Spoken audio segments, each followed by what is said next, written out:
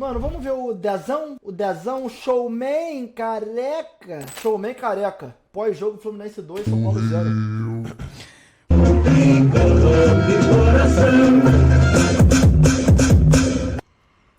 Hoje é uma noite especial, você não pode perder. São Paulo vai morrer, São Paulo vai morrer. Hoje é uma noite especial, você não pode perder. São Paulo já morreu, São Paulo já morreu. Fala, galera, sejam bem-vindos a mais uma live pós-jogo de vitória. Pode falar, vitória Fluminense. Fluminense 2, São Paulo 0. Desculpe aí o atraso, chegando agora do Maracanã, jogo cheio. Maracanã quando tem o homem tá público muito grande, né, pra sair, o estacionamento, tudo mais. E aí demora pelo menos uma horinha pra eu chegar em casa, né? Jogo difícil, cara. Jogo difícil pra caramba, como eu já previa. Ó, eu vou dar um zoom aqui pro YouTube não banir o vídeo por causa da quantidade de QR Code. Eu só lamento do Mano Menezes e do Thiago Silva não terem chegado no Fluminense antes, sabia? Eu juro pra você que eu lamento muito por isso. Eu arrisco a dizer, posso estar num processo de empolgação pós-jogo? Posso. Posso, sinceramente posso. Pode. Mas pelos números, pelas estatísticas, pelos resultados e pelo futebol jogado, o Fluminense do Mano Menezes / Thiago Silva, porque o resto é igual, né? O resto é igual. O Fluminense do Mano Menezes / Thiago Silva estaria brigando pelo título brasileiro. É isso mesmo que eu tô afirmando pra você. Tá? É isso mesmo que eu tô afirmando pra você. O Fluminense tá... Tipo, dá pra entender o que ele tá falando, né? O recorte do Fluminense desde que o Mano chegou, realmente é a campanha lá em cima. Mas ao mesmo tempo, é muito difícil você fazer essa análise, porque, tipo assim, a gente não sabe se ele teria a longevidade das boas atuações pra estar brigando pelo título. Mas que com certeza faria um campeonato muito melhor, tá ligado? Estaria lá no G4 do Campeonato Brasileiro. Eu não tenho dúvidas disso. Uma equipe equilibrada, que sabe pressionar na hora que tem que pressionar, que sabe sofrer pressão na hora que tem que sofrer a pressão. É uma equipe equilibrada, defende na hora que tem que defender, ataca na hora que tem que atacar, marca um gol, fecha a casinha, se defende bem, sai no contra-ataque, dá aquelas espetadas mortais. Um time que se prepara para jogar de acordo com o seu adversário. O Mano Menezes já utilizou o 4-4-2, o 4-3-3, o 3-5-2. Mano, o Mano Menezes tá num feijão com arroz muito bem feito. A verdade é essa, cara. Pô, surpreendente até essa reviravolta na carreira do Mano, que era um técnico já, pô, pra muitos ultrapassado, já, pô, fora de mercado, fora de cogitação. Agora, mano, o trabalho que ele tá fazendo no Fluminense tem que ser respeitado, mano. Quando ele chega no Fluminense, o Fluminense tá mais que afundado. Ele se encontrava numa situação pior que a do Corinthians. A verdade é essa. O 3-4-3... Ele varia, ele muda o tempo inteiro. Hoje ele começou com o Marcelo como titular. O Marcelo foi bem, fez uma partida boa, se dedicou pra caramba, foi substituído no segundo tempo. Uma boa partida do Marcelo, uma partida justa, tá? Fez algumas jogadas de efeito, uma nota 6,5 pro Marcelo.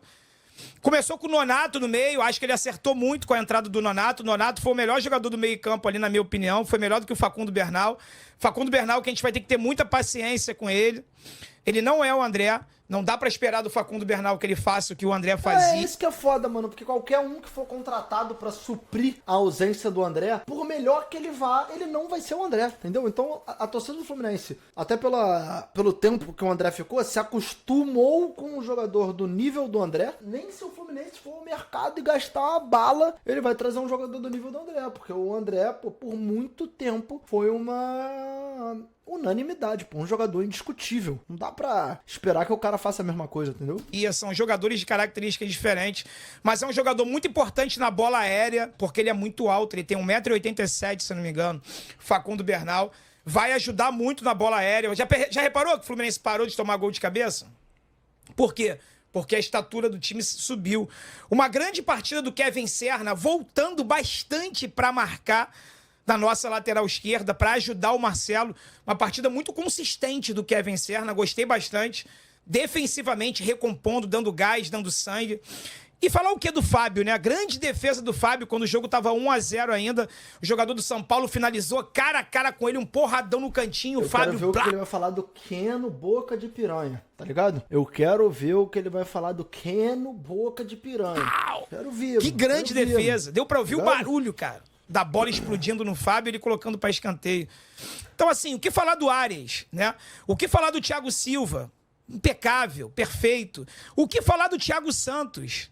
Ô, Caleri... É bizarro, o Thiago Silva já era ídolo do Fluminense, mas agora ele chega a um patamar, mano, de que, porra, sei lá, mano, o que tem que fazer pra esse cara, velho, de estátua, eu não sei, mano. Pô, ele já era ídolo, ele já era um representante gigantesco do Fluminense no mundo, assim, né, porque, porra, ele teve a sua trajetória começando no Fluminense e ele, pô, virou um grande jogador na Europa e tal, um monstro, né, e aí, pô, ele volta pro Fluminense no momento que o Fluminense mais precisa, no momento que boa parte, pra não falar quase todo mundo, já nem acredita que nem com o Thiago Silva o time vai se recuperar. E recupera, velho. E recupera. E nitidamente com uma diferença brutal dele, porque ele entra, o Fluminense para de tomar gol, começa a vencer 1-0, 1-0, 1-0, ou seja, o time ainda não era um primor técnico, não era um time que atacava bem pra caralho, fazia muitos gols, mas ele segurava as pontas lá atrás, melhorava o rendimento de quem jogava do lado dele, então... Cadê você? Bizarro, mano. Tá no bolso do lobisomem? Impressionante, impressionante. Tem coisas no futebol que não tem explicação.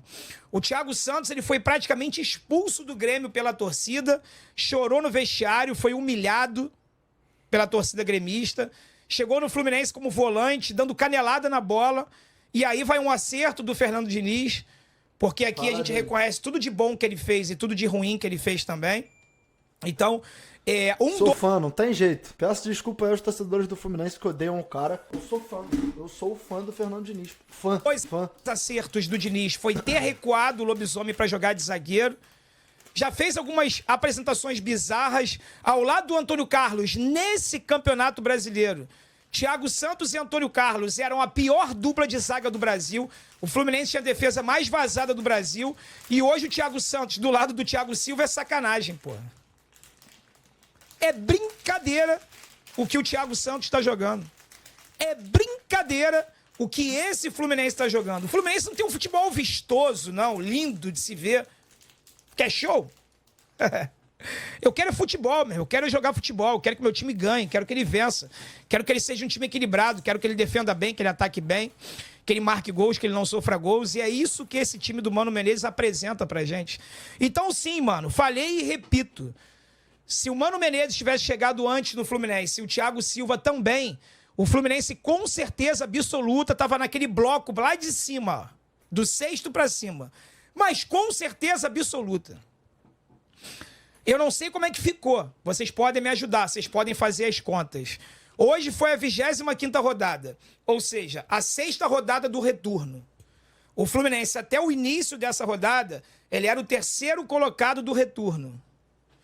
Eu não sei como é que ficou agora com os resultados inteiros da rodada. Mas não tem como ter caído, que ganhou mais uma. Mas o Fluminense era o 3º colocado no segundo Não tem como ter caído. E deve ter subido. turno. Se você fizesse um recorte dos últimos 6... Aqui, ó. Você vem aqui, ó. Sempre assim, ó. O FMG, Brasileirão, tá? Probabilidades do FMG. Aí você clica. Quando carregar, que é importante demais que carregue, você faz assim, ó. Tá ligado?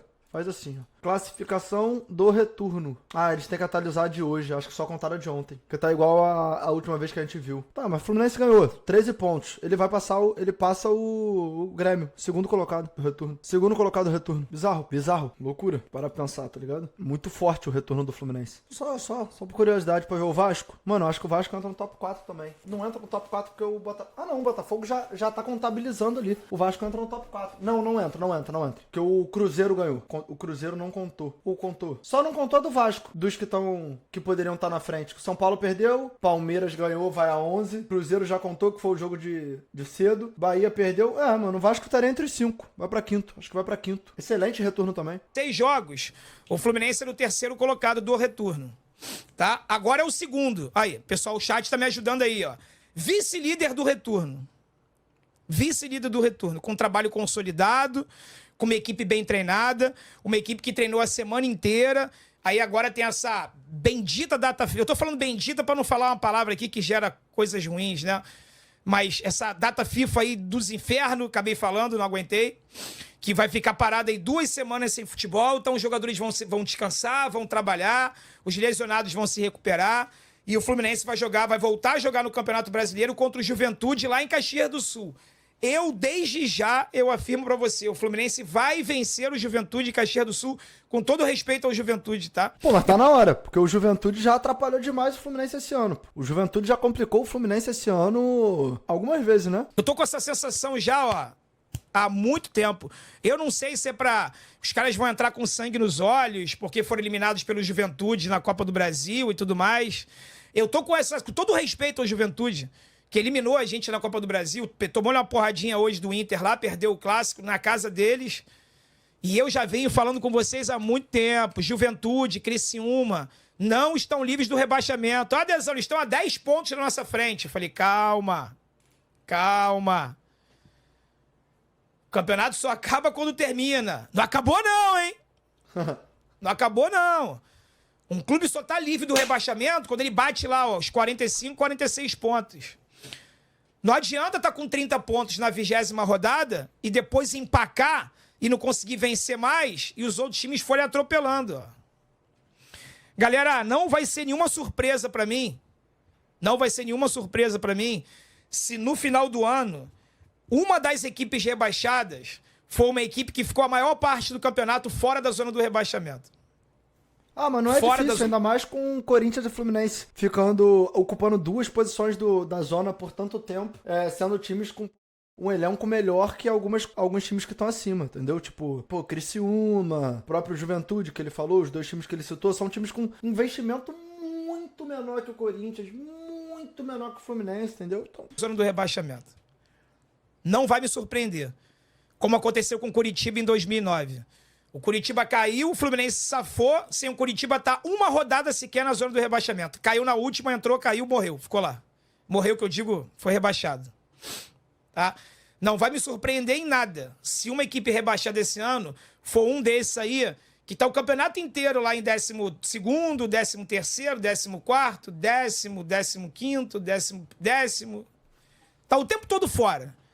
E aí, na hora da reta final, na hora da arrancada, que você precisa de elenco, você precisa de jogador de qualidade, você precisa de uma torcida forte, atuante, pesada. Será que vai ter? A gente vai ver no final do ano o que vai acontecer. Mas, se Deus quiser, o Fluminense vai estar fora. Você falando desse jeito, parece até que o Corinthians tem mais chance de ser salvado do que cair. Não é nem questão disso. O ponto pra mim é que o Corinthians, na minha visão, ele tem uns fatores, assim como o Fluminense, que pesam a mais do que Juventude e Criciúma. O Juventude e Criciúma tem fatores positivos assim, que o Fluminense e o Corinthians não tem. Só que o Fluminense e o Corinthians têm fatores positivos que o Criciúma e o Juventude não tem. Por exemplo, Criciúma e Juventude têm muito menos pressão que Fluminense e Corinthians. Ponto? Tamo de acordo aqui? Tamo de acordo. Fluminense e Corinthians tem muito mais torcida que Juventude e Criciúma. Tamo de acordo aqui. Fluminense e Corinthians tem muito mais investimento que Juventude e Criciúma. Então, tipo, a gente tem que ver quais pontos vão pesar mais no final do campeonato, entendeu? 2 coisas que eu vim falando aqui nos últimos dias e aconteceu. Bateu certinho, tá? A primeira foi o resultado do jogo. Cravei pra vocês ontem, cravei que o resultado seria 2-0. Vocês me perguntaram, Dezão, quando é que vai ser o jogo? Eu falei, vai ser 2-0 Fluminense, lembra? Bingo, 2-0 Fluminense. Um abraço aí pro JT, estourei o botão da Superbet. Porque eu coloquei lá 2-0. Não botei os autores dos gols não, tá? Botei 2-0 Fluminense. E a outra, meu irmão, é que mesmo a gente vencendo, a gente dificilmente sairia da 16ª colocação, lembra? Bingo, falou mesmo. Dito e feito. O Fluminense venceu e tinha obrigação de vencer, porque ele começa o jogo dele na zona, porque o Corinthians ganhou do Flamengo. E aí, Arrasca? Cadê o Arrasca bolado? Tá na área aí? Arrasca tá presente? Será que o Arrasca tá presente? Será que o Arrasca tá presente aí? Brincadeira o teu Flamengo, hein? O Flamengo perdeu pro Corinthians, que não ganhava de ninguém há um tempão, tava mal no Brasileirão, foi lá no dia do aniversário do Corinthians, tava na cara que o Corinthians ia ganhar esse jogo hoje, né? No dia do aniversário, né, o Química Arena lotada, tava na cara que o Corinthians ia ganhar esse jogo. O Corinthians venceu, o Fluminense iniciou o jogo dele dentro da zona. Então ele ganhou, saiu, tá 2 pontos ali de diferença, e agora, poderia estar 4, mas agora tá 6 pontos. Da 8ª colocação, porque sim, cara, eu tô olhando pra baixo e pra cima, pra baixo e pra cima, pra baixo e pra cima. Hoje ainda é precoce falar em pré-Libertadores. Ainda é precoce olhando a tabela. Você olha a tabela, ainda é precoce. A gente está muito mais próximo da zona do rebaixamento do que da primeira folha da tabela. Mas, jogando o que a gente está jogando, evoluindo da... Pô, eu entendo o que ele tá falando, tá ligado? Mas ao mesmo tempo... preocupação, tem que, tipo, acho que não era nem pra estar tendo esse papo, entendeu? Não era nem pra estar tendo esse papo. Tipo assim, a distância que existe é muito grande, e ele tá realmente falando isso. E o Fluminense tem jogado um futebol que indica que o Fluminense vai sair daqui. É muita coisa que tem que acontecer, tá ligado? Vamos supor que nos próximos 2 jogos o Fluminense vence os 2, tá ligado? Ele iria 33 pontos, ele iria pra 9ª posição. Só que aí você tem que considerar que com o Fluminense vencendo os 2, esses times todos aqui não poderiam fazer ponto. Então, cara, esses times todos aqui eu quero marcar do Grêmio ao Atlético Mineiro. É muito improvável isso de acontecer, entendeu? É muito improvável isso de acontecer. Sendo que o Grêmio tem jogo a menos, o Atlético Paranaense tem jogo a menos, o Internacional tem 2 jogos a menos, o Atlético Mineiro tem jogo a menos que o Fluminense. Não que seja o foco pra ele, mas eu não acho que era nem pra estar sendo debatido. O foco tem que ser total, absoluto e exclusivo em sair dessa situação. Forma que a gente tá evoluindo. Eu consigo pensar em alçar voos maiores. O lugar do Fluminense não é lá embaixo, não. O lugar do Fluminense não é lá embaixo, não. Tá? Para acabar aqui a introdução da nossa live pós-jogo e dar aí voz a vocês, participação de vocês, colocar entrevista coletiva e muito mais, eu queria falar que golaço do Cauã Elias, hein? Cauã Elias estava errando bastante. Estava se atrapalhando, perdendo bolas, a torcida começando a ficar impaciente com ele já. E que golaço, né? O moleque ele teve a capacidade de dominar a bola, girar, olhar o goleiro e dar-lhe um porradão no ângulo. Que golaço do Cauã Elias. É o 6º gol dele, esse menino tem muito talento. 2 jogadores que carregando não podem o Fluminense, deixar... não sozinho, né? Mas, pô, carregando boa parte da responsabilidade de tirar o Fluminense dessa situação. Cara, o Fluminense, de jeito nenhum. Eu já deixo aqui o meu apelo. Para quem se engana que a janela de transferências internacional ela se fechou sexta-feira... Você está equivocado. A janela de transferências internacional ela não se fechou. Fecharam as janelas de Itália, Inglaterra, Espanha, França. Portugal e Holanda fecha segunda-feira, até a noite. Tem que ver o fuso horário para bater direitinho.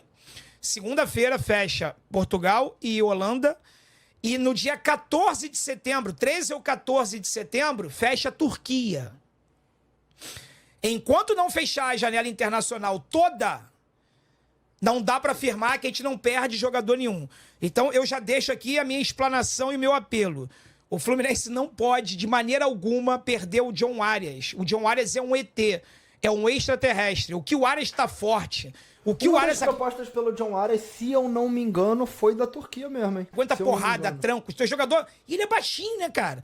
Ele é baixinho, mas ele tá troncudo, ele tá forte, ele evoluiu fisicamente absurdamente. A gente não pode perder o John Arias por dinheiro nenhum. André, se vir uma proposta de 20 milhões de euros, não pode perder o John Arias por dinheiro nenhum nesse mundo. E a outra coisa... Não pode vender o Cauã Elias também não, tá? Teve uma proposta do Girona também. Só que, tipo assim, o Fluminense recusou as duas. Tanto a da Turquia quanto a do Girona. Agora, 20 milhões de euros, pelo amor de Deus, pô. A proposta que o Fluminense negou do Girona foi muito menor que isso. Girona... A proposta foi de 7 milhões de euros. 43 milhões de reais, tá ligado? 7 milhões... É 43. 20 seria 124. Não tem o que fazer, entendeu? Não tem o que fazer. Foda que o Fluminense tem 40% do John Arias. Eu acho que é 50, hein? Eu acho que são 50. 50%, não? Que o moleque é novo, tem 18 anos, é normal, ele vai... Tu vendeu o Alexander por 10, tem nem como vender o Arias por menos. Pô, mas o Alexander é muito mais novo que o Arias, pô. Sei lá, mas esse moleque tem talento. Talentoso. O gol dele hoje é gol de quem sabe jogar. É de quem tem qualidade. É de quem consegue fazer o pivô, dominar, girar, olhar pro goleiro e bater. E bater. Não é dar um peteleco na bola. É dar um porradão no ângulo. Plau! Baita golaço, baita gol de camisa. O Fluminense dobrou a meta de arrecadação, bateu o recorde de receita na história do clube. A meta era 115 milhões de arrecadação em transferências e o Fluminense já fez 227, que é praticamente o dobro. Agora, o Fluminense teve um superávit em transferência diante do esperado mas tá tendo um déficit em premiação diante do que se espera em competição. O Fluminense botou meta muito alta para as competições, já não vai bater na Copa do Brasil, provavelmente não vai bater no Brasileiro, que colocou 5º lugar, e precisa ir bem na Libertadores para tentar amenizar um pouco. Então o André salvou o ano do Fluminense. Quer dizer, tá salvando, né? 9. Então, meu irmão, fica aqui o meu apelo à diretoria do Fluminense: não vendam o John Arias e o Cauã Elis. Se tiver que vender se tiver, aparecer uma proposta absurda, o Arias quer ir embora, o Arias não quer ficar, essa conversinha fiada toda, que só saia no ano que vem. Na pior das hipóteses, catástrofe, vendeu o Arias, mas ele só sai em dezembro. É menos pior. Agora, vendeu o Arias, mas não pode vender o Arias de forma nenhuma, nem saindo agora, nem saindo em dezembro. Ele ama. Não pode vender. Mas perder o Arias nessa temporada, cara, sei lá, é quase um atestado de óbito. Já era esperado esse déficit de premiação. Os caras planejaram quartas de Copa do Brasil, G6 do Brasileiro e semifinal de Libertadores. Maluquice. Não, maluquice. Ainda que pegasse, é maluquice você botar isso como meta de premiação, porque a meta tem que ser um bagulho que, pô, é bem tranquilo de fazer. Agora, eu acho que não é nem G6, eu acho que é G5, se eu não me engano. Quarta de Copa do Brasil já não pegou, caiu nas oitavas pro Juventude. G5 já não deve pegar. Se for G6 também não deve pegar. E semifinal de Libertadores eles precisam passar de fase mais uma vez, né? Pra essa equipe aí. Porque o Arias é o nosso motorzinho, o Arias é aquele cara que dá o gás, é a nossa esperança de uma coisa diferente, de uma passe de qualidade, de um gol de qualidade, de um guerreiro dentro de campo, de um espartano, de um ET. Fogundo mandou R$5. Cuida bem do Cauã, já ele vem parar no fogão, na sacanagem. É impressionante, eu não tenho palavras pra definir o John Arias. É definitivamente o melhor jogador do futebol brasileiro, na minha opinião. Tá bom?